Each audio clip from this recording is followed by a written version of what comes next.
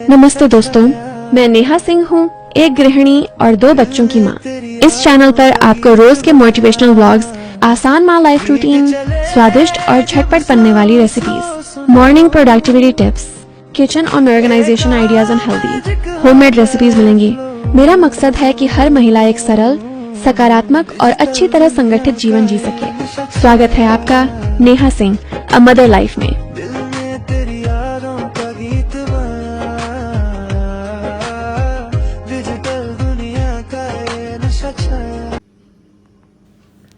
Hello everyone, very very good morning ji. हाँ जी, ये मॉर्निंग से स्टार्ट होने वाले ब्लॉग्स हैं। आज मैं सुबह सुबह लगभग 6 बजे जगी, उसके बाद बनाई वेज पास्ता। और स्पेशल इसलिए सुबह इतने सुबह पास्ता बन रहे हैं क्योंकि बेटे को जाना है स्पोर्ट्स के लिए और उसकी बस लगभग 7 बजे आ जाएगी। तो वो कर भी लेगा नाश्ता और लेके भी चला जाएगा कुछ। ऐसे तो वहाँ मैम देगी, लेकिन फिर भी खुद से आप घर से दो तो अलग ही मज़ा होता है उसका। तो पहले मैं यहाँ बता दूँ, मैं वेजिटेबल्स में ली हूँ प्याज, टमाटर, गाजर, शिमला मिर्च। और अगर आपके बच्चे मटर वगैरह खाते हैं या है तो आप डाल सकते हो। मैं नहीं डाली क्योंकि मटर थे भी नहीं और ऊपर से पास्ता में ये नहीं खाना पसंद करता, बस इसी वजह से। तो मैं यहाँ सारी चीज़ों को भून लूँगी। पहले मैं प्याज भूनी, उसके बाद उसमें गाजर, शिमला मिर्च और टमाटर डाल के अच्छे से भून लूँगी। उसके बाद उसमें डाली हल्दी और काली मिर्च थोड़ी सी और जीरे की पाउडर। ऑरिगेनो इसलिए डालती हूँ क्योंकि इसका फ्लेवर, इसका टेस्ट बेटा को पसंद आता है, इसलिए नमक डाल के इसको अच्छे से कुक कर लूँगी। लगभग विदिन ये 2 से 3 मिनट में कुक हो गए। बस आप इसको ढक दीजिएगा तो अच्छे से कुक हो जाएगा। उसके बाद जब ये कुक हो गया तो मैं इसमें डाल दी सॉस डालने के बाद अच्छे से मिक्स कर दी। मिक्स करने के बाद पास्ता डाली और इसको मैं पास्ता रात में ही उबाल के रख दी थी, इसीलिए मैं आपको दिखाई नहीं।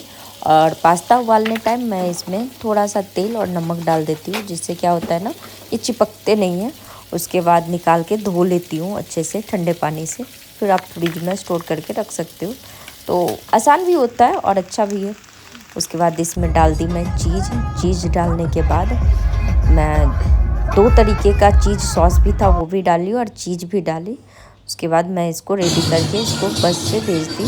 और हम लोग को जाना था 8, साढ़े 8 बजे हम लोग का एंट्री था। इन लोग को पहले जाना था क्योंकि उसको बस ही लेने आने वाली। तो ये लोग चला गया, फिर हम रेडी हुए, नाश्ता किए हम लोग की। उसके बाद हम लोग निकले। तो निकलने के बाद पहुँच गए ग्राउंड। उसके बाद ग्राउंड पे वहाँ हो रहे थे परेड। हाँ जी, परेड हो रहे थे और ये 3-4 पार्ट में बटे हुए थे, 4 ग्रुप थे।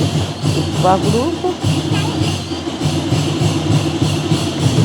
इनके 4 ग्रुप थे और चारों ग्रुप के यहाँ पे परेड चल रहे थे। तो आगे इक्वा था, फिर मतलब ये नहीं है, ब्लू थे, वाइट थे, येलो थे और पर्पल थे। तो चारों ग्रुप के लिए थे, अलग अलग परेड आ रहे थे, मतलब 4 फ्लैग लेके और सारे लोग चल रहे थे। ये तो मैं थोड़ी सी स्पीड में की हूँ, इस वजह से आपको ऐसा दिख रहा है ना। ये इतने अच्छे से प्रेजेंट कर रहे थे और यहाँ सारे ग्रुप में हर एज के बच्चे थे, मतलब 1 से लेके आपको 10 तक के बच्चे इस ग्रुप में थे, इस परेड में थे। लेकिन छोटे बच्चे भी ऐसा फील होने नहीं दिए कि वो बच्चे बड़ों से एकदम बराबरी से, वो जैसे बड़े चल रहे थे एकदम उस तरीके से। मतलब बोला जाता है कि कोई फील्ड ऐसा है जिसमें बच्चों के मनोबल बढ़ाया जाता है। ये सिर्फ एक खेल नहीं था, जैसे पेरेंट्स ये सोच के बच्चों को पार्टिसिपेट नहीं करवाते या बहुत बार पैसे की वजह से किसी रीजन से हाथ पीछे ले लेते कि नहीं बेटा अगली बार करना।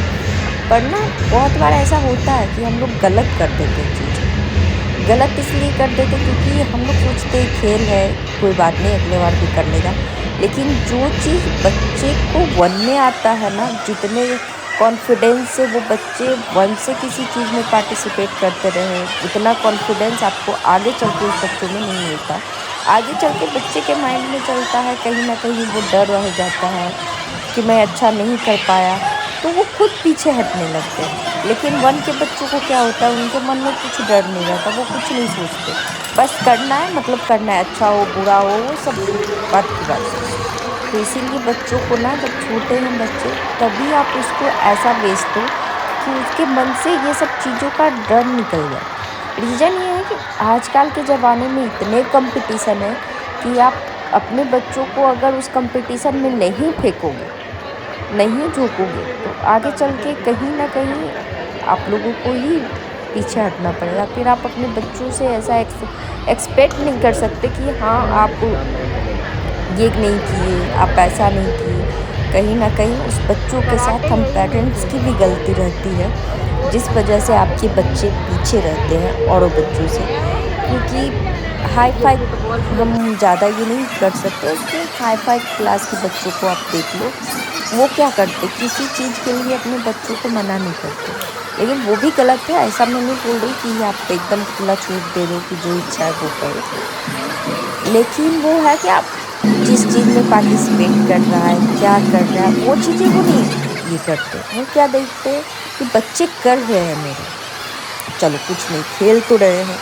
लेकिन वो खेल में ही बच्चों के अंदर इतना कॉन्फिडेंस आ जाता है कि बड़े बड़े स्टेज छोटे करते हैं। मैं अपने बेटे और बेटी को ही देखती हूँ, मैं किसी और का नहीं बता रही। मेरा बेटा थोड़ा सा पीछे है, रीज़न शायद हम लोग उसको ज़्यादा ओवर कर दिए, उसको प्रोटेक्ट करने के चक्कर में ओवर प्रोटेक्टिव हो गए हम लोग, तो उसको ज़्यादा खुलने नहीं दे पाए।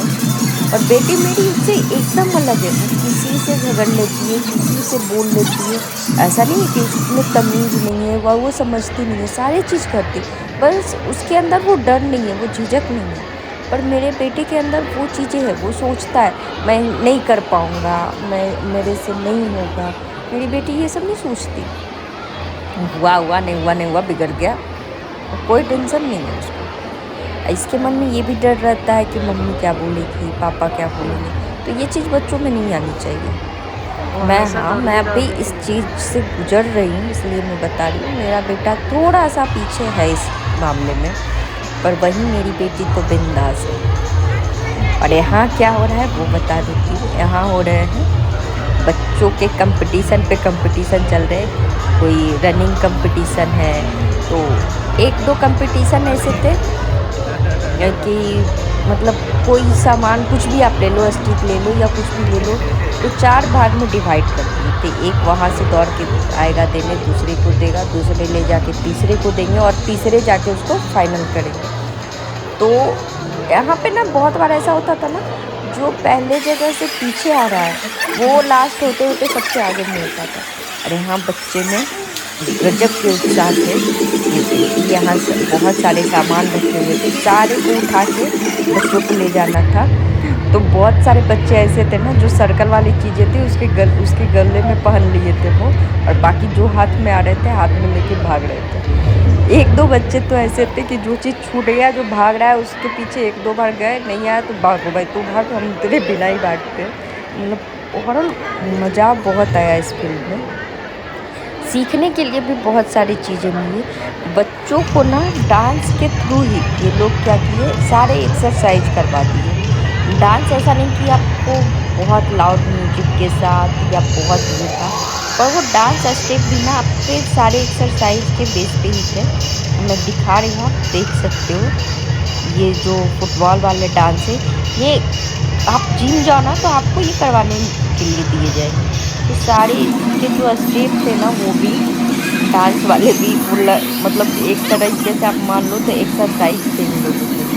और जिस भी क्लास के बच्चे इधर पार्टिसिपेट कर रहे थे स्पोर्ट्स में, उस क्लास के बच्चे उधर उनके मनोबल को बढ़ा रहे थे, ताकि बच्चे भी लगे कि हाँ मेरे क्लास वाले भी मेरे साथ है, चेयरअप कर रहे थे डांस करके। और लेकिन इन लोग को क्या पता कि उन लोग बेचारे के डांस के थ्रू भी उन लोग को एक्सरसाइज ही करवाया जा रहा है कि हाथ पैर सबकी एक्सरसाइज होते रहे। बैठे बैठे मतलब ऐसा था कि कोई भी बच्चे को ऐसा ना लगे कि मैंने पार्टिसिपेट नहीं किया, मैं पीछे हूँ। इस वजह से जो बच्चे, अब ज़रूरी तो नहीं है कि पूरे क्लास में नहीं, कुछ तो 300 बच्चे थे, सारे सेक्शन मिला के 300-400 बच्चे रहते हैं एक क्लास में। 5 सेक्शन रहते हैं, 5 सेक्शन मिला के 400 बच्चे रहते हैं विद।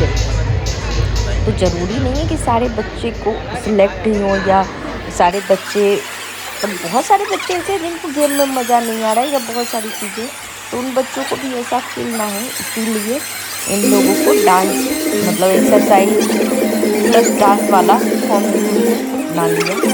और ये बहुत ही मज़ेदार था, मतलब मज़ा बहुत आया इन चीज़ों को, इनसे सीखने के लिए मिली कि आप चाह लो तो कुछ भी कर सकते हो, किसी भी रूप में आप एक्सरसाइज कर सकते हो। ज़रूरी नहीं है कि आप 1 घंटे जिम में बिताओ, ज़रूरी नहीं है कि आप एक्सरसाइज, आप चलते फिरते डांस करते उठते बैठते भी एक्सरसाइज कर सकते हो और फिट रह सकते हो। तो चलिए आज का ब्लॉग इसी के थ्रू है, मतलब इसी के ऊपर बेसिक है, तो आप लोग ध्यान से देखना। मेरी आवाज़ें तो पता नहीं कितने सुनोगे नहीं सुनोगे, पर बच्चों की एक्टिविटी को ध्यान से देखना, तो अब आपको समझ में आएगी। बहुत सारे स्टेप ऐसे हैं जो आप एग्री करोगे कि हाँ करनी चाहिए, तो आप देख लेना। मिलते हैं कल नेक्स्ट ब्लॉग में, तब तक के लिए अपना प्यार बनाए रखें, अपना साथ बनाए रखें, सपोर्ट करें और जितना हो सके कमेंट और लाइक करें। तो शेयर करना तो मैं नहीं बता सकती, आप लोगों को अच्छा लगे तो शेयर कीजिएगा और इसी तरीके से अपना प्यार मेरे साथ बनाए रखें। Bye bye and take care. मिलेंगे कल नेक्स्ट ब्लॉग में शाम 7 बजे, तब तक के लिए बाय।